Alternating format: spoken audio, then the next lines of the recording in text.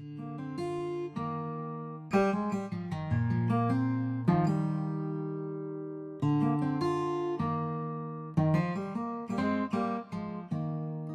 everybody to today's talk on social development, the last of the areas of development that are to be discussed in the Neurodevelopmental Profile Wheel.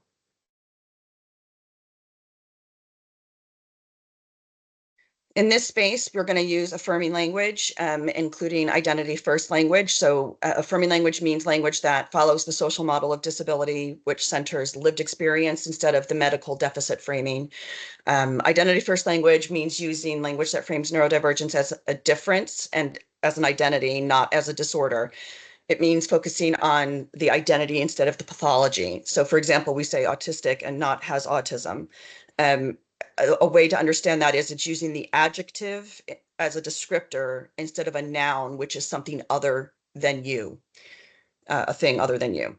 Neurodevelopment is the way that the brain develops its systems and networks, and it influences everybody's ability to process information, the way that they handle that information, and the way they output information.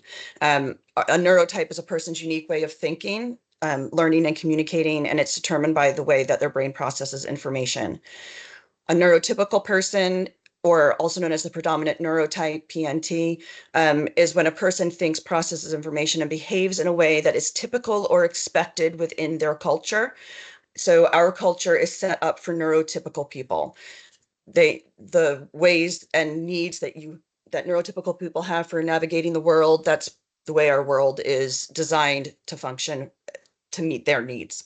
A neurodivergent person is when a person's brain develops and functions in a way that results in them thinking, processing, and behaving differently to societal expectations. And so for the most part, the people that we'll be talking about in the presentation will be neurodivergent people, because the reason that we're having to do a neurodevelopmental profile wheel for them is that we're trying to understand their experience. Their experience is obviously not the same as the experience of somebody who's operating in a world that's made for them. And neurodiversity is a group of people with mixed neurotypes, and this includes neurotypical people. So importantly here, neurodivergent and neurodiversity are not the same thing. So they cannot be used interchangeably. We don't say a person who with neurodiversity, number one, because that's person first language, and also because it's inaccurate. An individual person can't have neurodiversity. An individual person can be neurodivergent, so not neurotypical, but neurodiversity includes neurotypicality in amongst the group of everyone. And the majority of neurodivergent people are multiply neurodivergent, so that's something that we need to keep in mind when we're trying to think about how to best support somebody who has different processing needs. These are the areas of neurodevelopment that we've been discussing. Today is social, it's the last one. Up until now, we've discussed cognitive, sensory, emotional, communication, and motor. And the reason that I mention this is because, as I said before I started recording, this is the culmination. We started with cognitive, which is where the brain starts, where we have to understand how the brain functions, and we're ending with how all of that comes together into how we socialize. We're looking at these things in reference to the neurodevelopmental profile wheel specifically. So understanding these areas of development so that we can gather that observable external behavior evidence of a child's internal experience to try to better understand what that young person is going through. We collect this information to guide us in identifying their unmet needs, that the unmet needs that are driving that observable distress or difficult behavior. The NeuroWild slide again there shows that there's all of this other stuff going on underneath that's impacting the way that's affecting the root system, right? That's impacting the way that that young person grows. And we need to understand what that is so that we can better care for the health and well-being of that child. These same areas are assessed in the NDOS assessments, but the profile wheel is not a part of the NDOS process. NDOS is about doing a clinical assessment. It's a diagnostic tool. The neurodevelopmental profile wheel is a practical support tool. It's what can we see now, and how can we ask questions about that in order to understand how to better support this person? It is an in the moment, iterative, it's going to be done a number of times thing. NDOS assessment is a one-time diagnostic tool to determine if you have experience of a neurodevelopmental, what they would call a disorder, because it's a pathological diagnostic service. It is not about the social aspect of living. So how do we use this tool? We have to center the child's voice, and we have to do it as a team. It has to be done as a team. It has to be worked on together. And at the center of that is the My World Triangle. That's the center of the main tool of GERFEC. How do we get it right for every child? Because we need to understand all parts of this child's life and their experience in all parts of life, not just in at school or at home or at Cubs or whatever. We need to be able to look at it holistically. So talking about social development today, social skills, which you will have heard a lot, social skills, is generally defined as the ability to interact with other people in a meaningful way. And these skills include communication, empathy, and self-awareness. And if you've watched or been a part of the other presentations, you're fully aware that we have talked about communication, empathy, and self-awareness a lot so far along the way.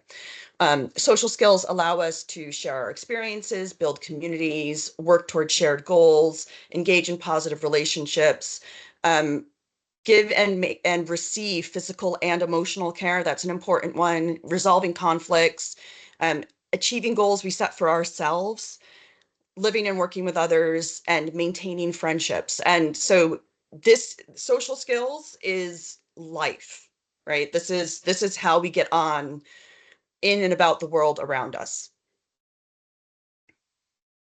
Social development, social skills are usually organized under these 5 pillars of social and emotional learning because they are so tightly connected, which is self-awareness, self-management, social awareness, relationship skills, and responsible decision making.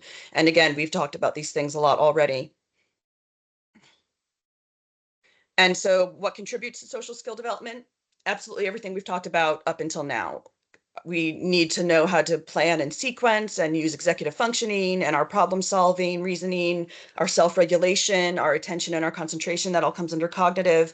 Our emotional understanding of intrapersonal and interpersonal, so understanding ourselves inside and the emotions of those around us, particularly the prefrontal cortex versus the amygdala. So that kind of, are we in flight and fight mode, or are we in our reasoning mind? The double empathy problem, realizing that not everybody interacts in the same way. And so the way we experience our emotions can look different to the way somebody else does, and the way we talk about that can look different than the way a neurotypical person does. Alexithymia, of course, coming into this, because you need to be able to understand your emotional state in order to be reasonable about it, right? Interoception, very heavily into interoception. We spent a lot of time talking about that because of the importance of it.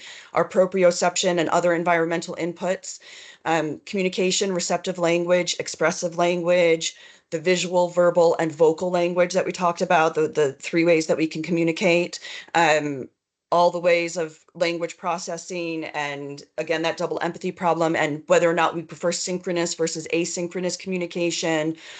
Rejection sensitivity is a huge part of communication and emotional, and then of course, obviously social. Being able to use adaptive and augmentative communication devices or techniques where possible, and of course then our motor skills. So what are our gross and fine motor skills? Do we know how to place ourselves next to people? The praxis that we talked about, the planning of how we're going to line ourselves up and get ourselves ready, on all of those things. So everything we've talked about so far goes into our social skill development. So conventional theory says that social skills are learned, not innate, but that doesn't account for the internal experience of being in social situations or the double empathy problem, which we've talked a lot about. The presumption in this theory is that good or successful social skills equals neurotypical social skills. So this little video is now going to play. It's going a little faster than I anticipated. The idea here is there's a puppy, and we're going to try to compare the puppy and the kitten and which one is appropriate. So the puppy is perfect, obviously, and the other pet has too many deficits to name. Severe communication and behavioral disorder because it doesn't behave like a puppy. There's lots of information there. But don't worry, we can train your broken pet to behave just like your puppy, the bestest boy. So we'll stop the meows, teach it to eat bones, and organize surgery to fix those ears. Won't that be a relief?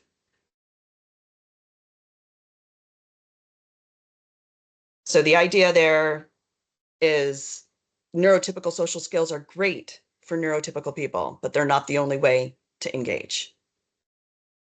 Social skills development for neurodivergent young people should focus on recognizing one's internal needs regarding social interactions, not how to change them to meet neurotypical social skill expectations. So I wanted to look more closely at the description of the disordered pet because I don't know if you caught it there, but there's the green box there is showing you atypical social skills, often prefers to isolate self, dislikes humans. And I think the cat is my spirit animal for this very reason, because we both have that feeling that actually being alone a lot of the time is where I'm safest and where I feel most at ease. Because humans, although I don't dislike humans, they're very difficult to manage. If we measure neurodivergent children against neurotypical social norms, we will always find them deficient because they cannot be neurotypical. And most importantly, they don't need to be. Neurodivergent social skills are often portrayed as being non-existent or deficient, and that's just not the case.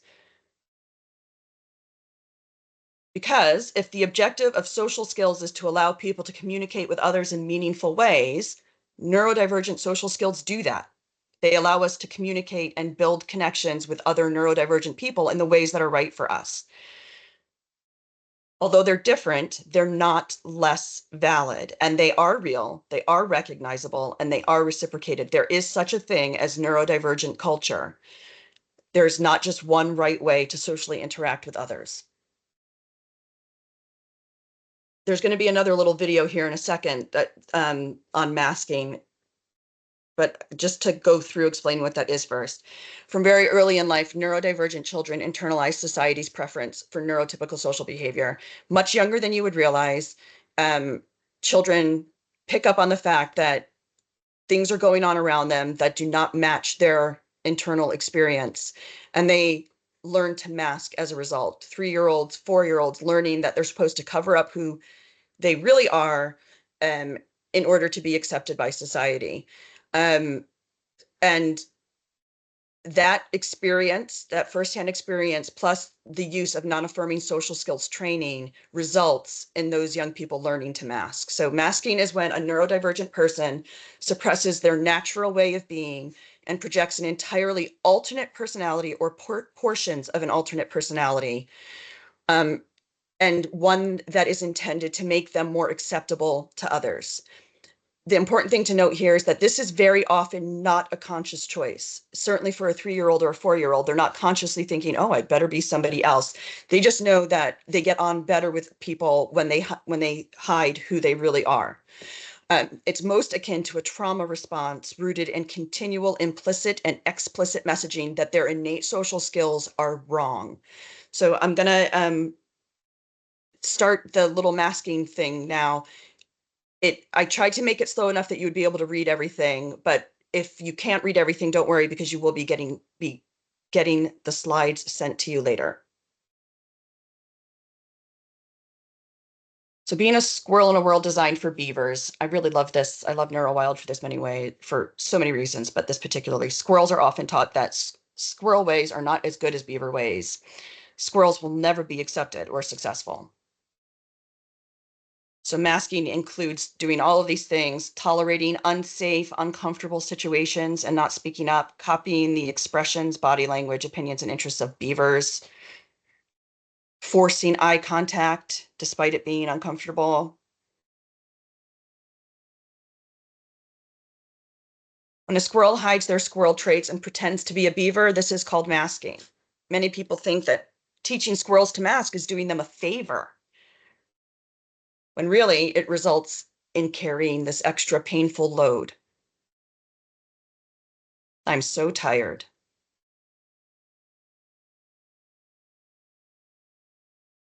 When squirrels are constantly encouraged to mask, this sends them the following messages. Mostly it's, I should change my identity to please others, and squirrels are less valuable, which inevitably leads to miserable, exhausted squirrels who never get the chance to be accepted or loved for who they truly are. And you can see there, it said, the squirrel says, I hate being a squirrel. Our squirrels deserve better. The impact of masking is significant. Extreme anxiety and stress, distressed behavior, including meltdowns and shutdowns, which is why a lot of times schools will say, oh, well, they're fine at school, but then when the young person gets home, there's an explosion. It's because they've been masking all day. Mental and physical exhaustion leading to burnout, identity disconnection and loss of self, low self-esteem, just like that squirrel there, right? He says, I hate being a squirrel. Poor mental health, including increased risk of self-harm and suicidality, being more vulnerable to abuse. This is an important one because when you become desperate to be accepted, you can end up putting yourself into a lot of unsafe situations. We mitigate these outcomes by implementing strategies that are affirming and prioritize authenticity. So what external behavior might we observe? Choosing to sit alone in group situations, confusion about what the people around them are doing or why they're doing it, being distressed during unstructured time.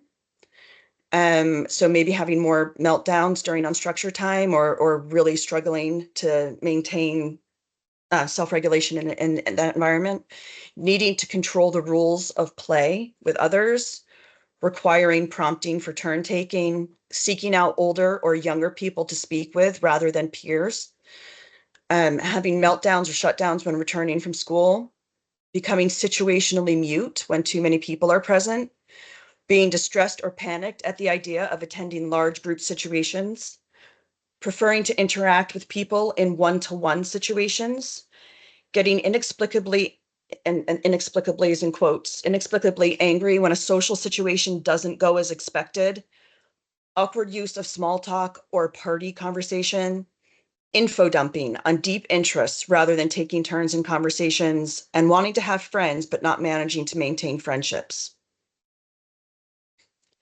So all that behavior that we have observed, we would be putting that into the form, into the neurodevelopmental profile wheel form.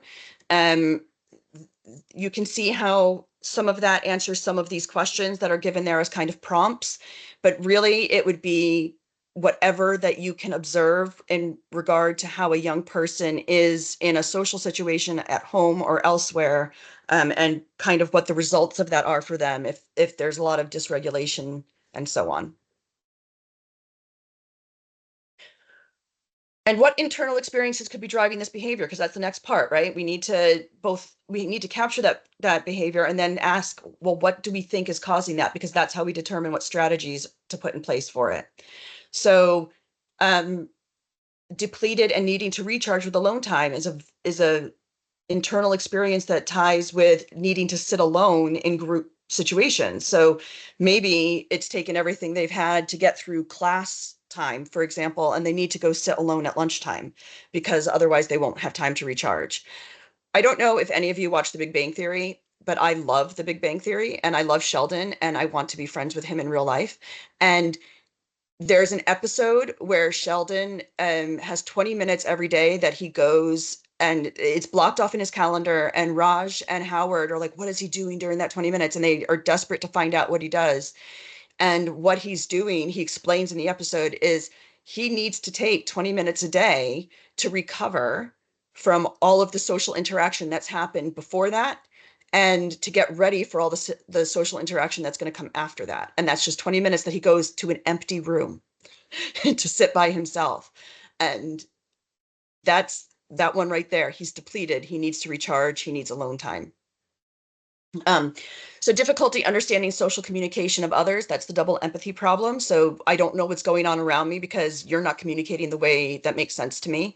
A lack of clarity on what the expectations are that need to be met. So during unstructured time, what am I supposed to be doing? How do I know if I'm going to get it right? How do I know if I'm going to upset people if I don't know what the rules are or what I'm supposed to be doing? um, Panic by not knowing what will happen if someone else is in control. And that's a big one, particularly for autistic people.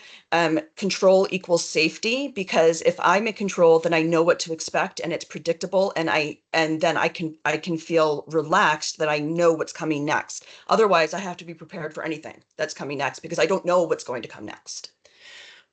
Worried about causing misunderstandings or upsetting people unintentionally, because I can say this as an autistic person, that happens all the time with me, and I don't know why. And I can tell people are upset, but I don't know why, and I don't know what I did, and I don't know how to fix it. Relaxed by being able to predict the outcome of conversations with older or younger people is a internal experience tied to why you would speak to older or younger people. Peers are usually pretty hard to predict, but with an older person or a younger person, you kind of know where it's going to go, because you know what's expected by them out of conversation for you. Safe to release the upset, confusion, and frustration that built up throughout the day. So that's when I'll be having a meltdown, is when I finally get home and I don't have to be worried about upsetting people or getting it wrong. Then I can just let go of all of that I've been holding all day long. Overwhelmed and exhausted by the number of variables created by socializing with multiple people. That's a very good reason to want to have one-to-one conversation, because I can maybe match what one person needs out of me, but if there are 3 people there, I don't know how to make sure all of them are happy, and it becomes exhausting and stressful. Feeling more capable of predicting and managing one-to-one conversations is another reason to stick to one-to-ones. Afraid and put into survival mode by unpredictable changes. So if the situation doesn't go the way I wanted, there goes my amygdala. I'm immediately in amygdala hijack. Now I have to survive, and obviously that's going to put me in a state of panic. Confused as to the purpose of superficial communication. So why do we have to make small talk? That it's awkward because I don't really see the point in it. Like, what am I supposed to be achieving? Because it just seems like a waste of time and energy, honestly. Thrilled to share the love of a deep and treasured interest in an act of trust. That's what info dumping is about. It's not about somebody trying to hog a conversation. It's about them loving something so much and trusting you with it. And feeling out of sync with others and confused on why friendship isn't always the same. So different people have different variables. And so what works with one person isn't going to work with all people. And what works for you isn't necessarily going to work for them. And so maintaining friendships is very, very tricky. So how can we support social development? Always, always, always, we ask the young person what they want and what they need. And then we proceed with neurodiversity affirming practice.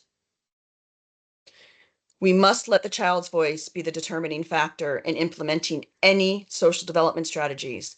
The aim of all support strategies, regardless of area of development, should be to help the young person achieve the goals they have for themselves, not what we want them to do. It has to be what they want or what they need for themselves. If a young person is not interested in changing an aspect of their life, pressuring them to do that is not going to help. It's not going to make them develop that. It's going to force them to mask. So here's an example scenario. This is something I hear a lot from parents. My child has no friends except people they talk to online. They should have real friends, but they don't want to go out and see people in person. They need to develop social skills so they can make real friends. Does this child need support with social skill development? Yes or no? Use the chat box if you want to. I'll give you a second to think about it.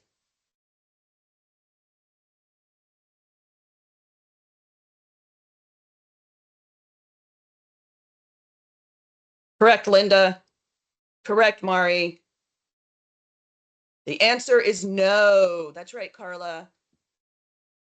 The young person has not said that they feel that their life is lacking or that they want to work on social skills for making in real life friends.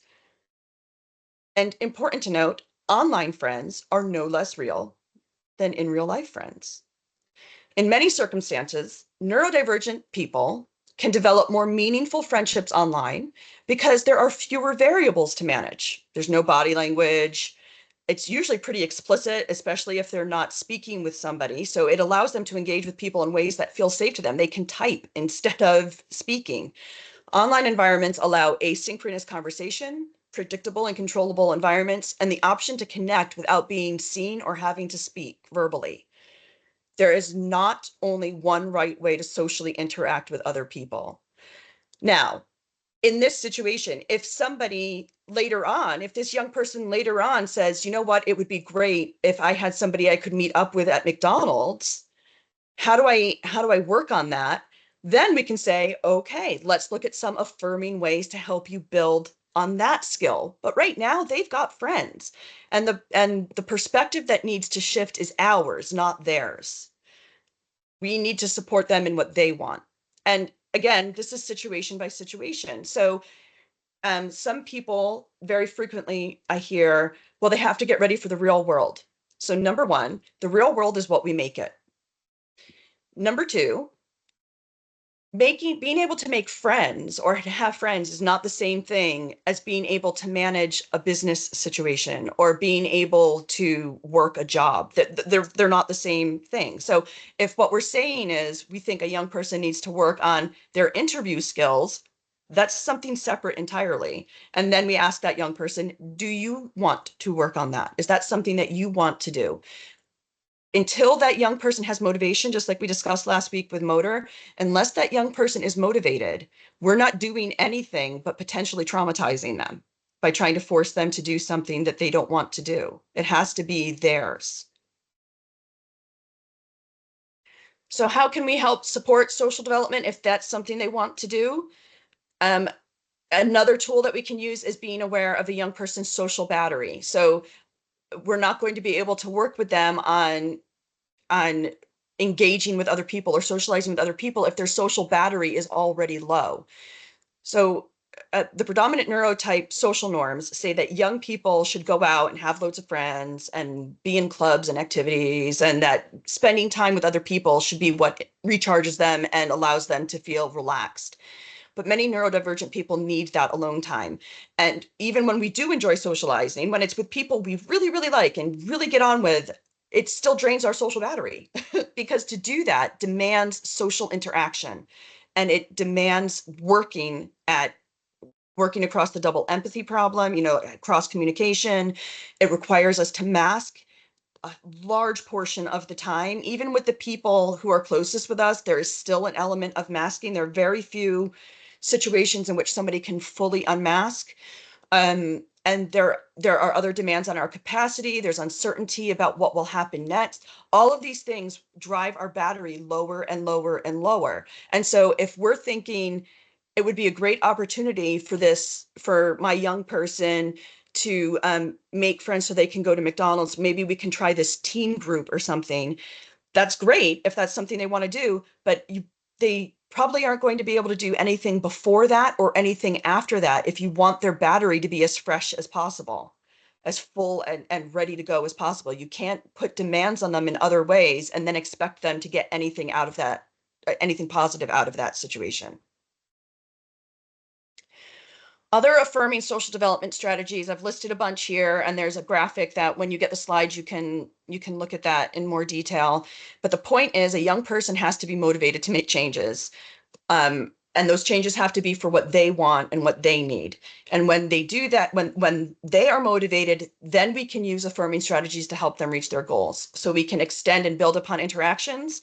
So maybe that means when my oldest was in nursery, for example, we knew he wouldn't be able to manage an entire lunch period as he was moving from nursery to P1. So what we did was he would stay for just the first 10 minutes, and then we extended it little by little until it felt like he was able to manage that entire thing. So we left it where it was successful and built upon that the next time, or even if it was, I think it might have been like a week later. So we just maintained it for a week. And then once that felt successful, then extending it to a little bit longer.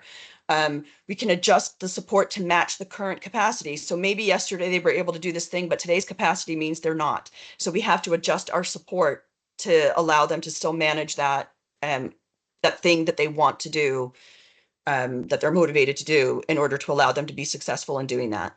We want to provide supporting detail when needed. It's important to note that neurodivergent people ask a lot of questions because they're used to getting it wrong, or they're used to being told that they're getting it wrong. And so they will ask a lot of questions, not because they're being challenging, but because they want to understand, because they want to meet your expectations, and they want to do the thing that they're supposed to be doing.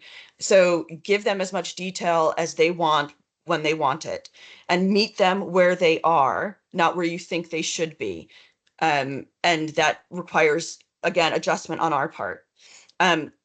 One thing that I can say is hugely beneficial is enthusiastically joining a young person within their deep interests with them. Let them info dump. Share that excitement with them, learn about it so that you can be a part of that conversation rather than just kind of like letting it bounce off you, because that shows them that they're valuable, that their social skills are valuable, and that they as a person are worthy. Give one-to-one attention where possible, because again, like, one-to-one interactions are usually more successful in terms of allowing them to build on a skill, or to manage that situation with fewer variables. Using social stories, we've talked about social stories a lot, and I'm going to have another little video about that in a second. We want to use clear and explicit communication, making relevant accommodations. So if that's extra space and time, or providing a quiet room, or making sure that at the end of every lesson they have 5 minutes to themselves instead of being made to work right up until the bell or whatever. Providing specific activities during unstructured times can be hugely beneficial for a young person who is struggling with, what do I do during this time when you're not telling me what to do because I might get it wrong. Respect the use of the socializing traffic light system, and I'm going to show that in a minute, and also employ scaffolding and within the zone of proximal development. So that's a theory that I'm going to talk about. Okay, so affirming strategies here. There's a lot of information here. I'm going to leave it for you to read when you get it in the slides. But mostly you'll see the one at the center there, that's supporting social times at school or in other kind of bigger group situations like that. There are certain ways to help that be successful. So we can make sure that there's structured activities. We can create space for arts and crafts so that there is something fixed that they can be doing without having to try to feel like they need to try to find a group.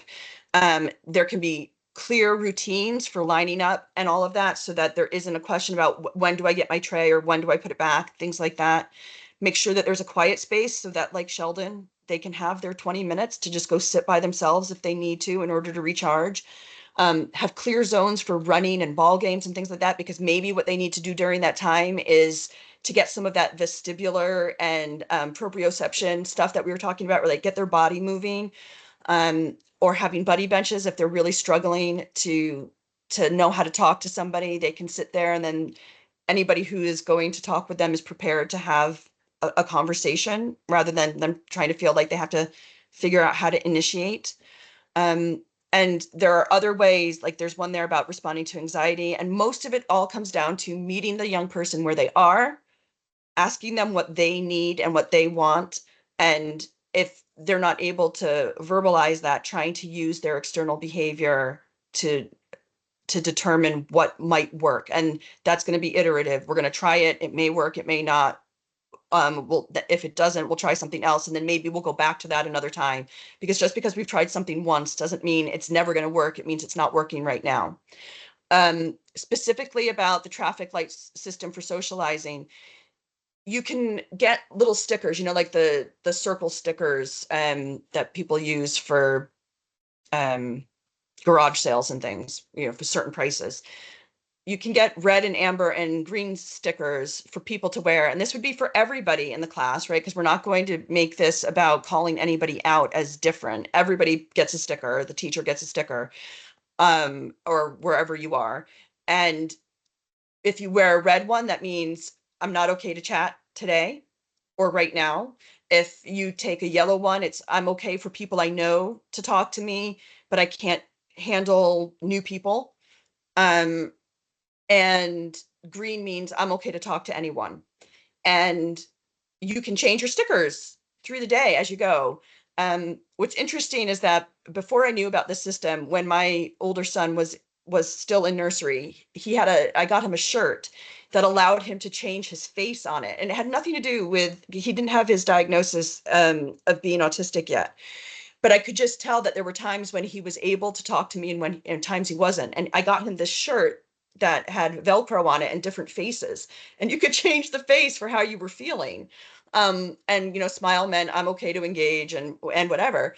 And he used that all the time. That was his most favorite shirt. He wanted to wear it every day because it just made it really clear for other people whether or not to engage with him. And when I think about that now, and I think about, how we as parents very often pick up on this stuff subconsciously. Like we're not going, oh, I will get a thing that allows him to tell me how he's feeling.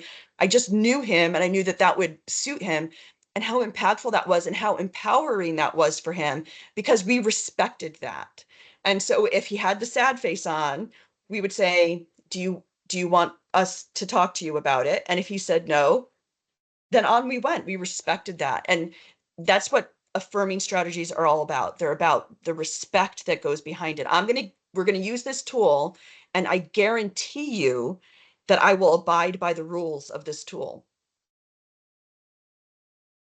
Okay, so let's talk about social stories. Social stories are simple stories that help prepare neurodivergent kids for new or challenging experiences. And they should not be used to make people do something. They're supposed to explain the details of a new experience, what it involves, where it is, all that, and knowing what to expect so that it can reduce the anxiety. But many people don't use them that way. So this here has tips on how to use it correctly.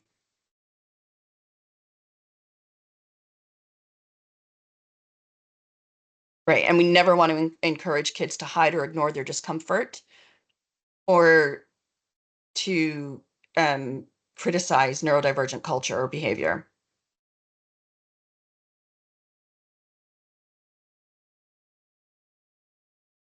So this example here is control, not support. This one here is support, not control.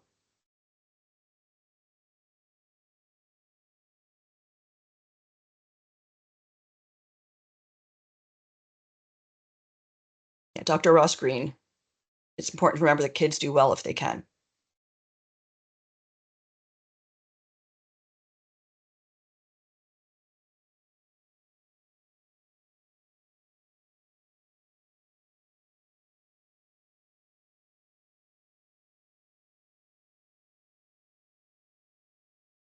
Yeah, it's what the child can expect, not what is expected of the child. That's probably the key element there. So we're not trying to tell the child how they will feel or how they should feel. We're telling them who can help them if they have questions or big feelings. And we're trying to tell them, give them a perspective on what the situation is going to be so that they can make a plan for themselves for what they're going to do during it. Okay, and now the zones of proximal development. So this theory was developed by a Soviet psychologist in the early 1900s, and he wanted to be able to measure both current abilities and potential for development.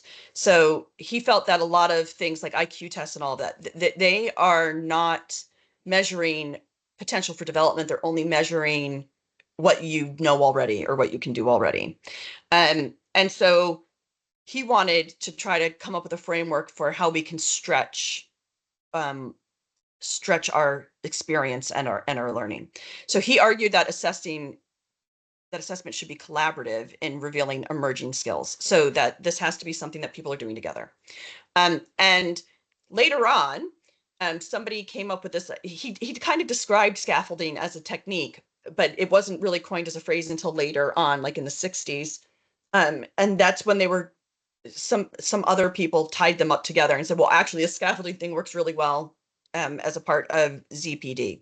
So the idea of ZPD is that there's a moment or a period where a young person is able to, with the right support, learn effectively to branch out, to really make a lot of progress in a particular skill. And that has to come between what they can't do, but they feel like a little bit able to do, and then what they're able to do without any support at all. So that's where that ZPD is that we're catching that moment where they're feeling a little experience. Because if they can't do it at all, then there's no zone for growth, right? There's only, you have to get a little bit of practice first, and then there's this zone for growth in the middle. Scaffolding consists of the adult or a more experienced peer supporting the learner through activities as they progress through that ZPD. So it's very targeted skills. And basically, you're supporting them and then slowly withdrawing that support over time as they get more and more confident in it. And this will sound very familiar because we do this a lot as parents anyway. It's kind of like what backward chaining is about. It's what we talked about last week with backward chaining. All of these things are kind of giving that support up to a certain level, a certain step. And then as we can see them getting stronger, we withdraw that support a little bit so that they can have confidence and success on their own. So there are specific aspects of that. So there's guided practice, so explaining what to do, modeling, showing them what to do, asking questions, the Socratic method. So that's kind of that questioning, wondering behavior that I talked about before with motor skills. Like, I wonder what would happen if I tried it this way, or what do you think would happen if we did this? The think aloud process, so verbalizing the problem solving thought process. So as you're going through it, saying it out loud so that they can see what process you're going through in your head. Okay, so our key takeaways today for social development. Social skills are necessary for interacting with other people and building relationships. Neurodivergent social skills are as equally valid as neurotypical skills. All areas of neurodevelopmental play a role in social skills development, so it's cumulative. The medical pathological framing of neurodivergent social skills is harmful. Social skill development should be directed by the needs and goals of the young person.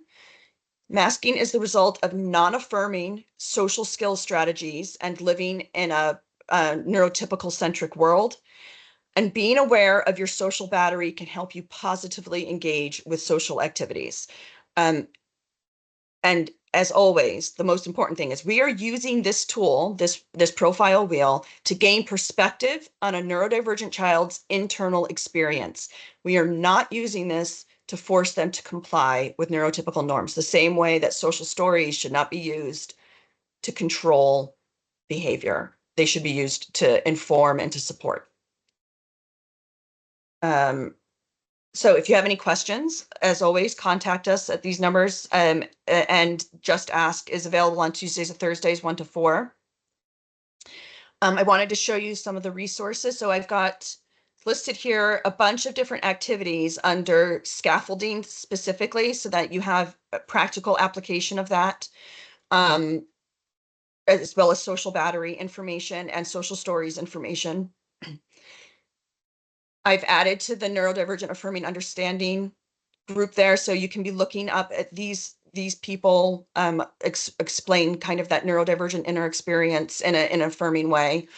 Our local resources, we have our educational psychology team in Highland.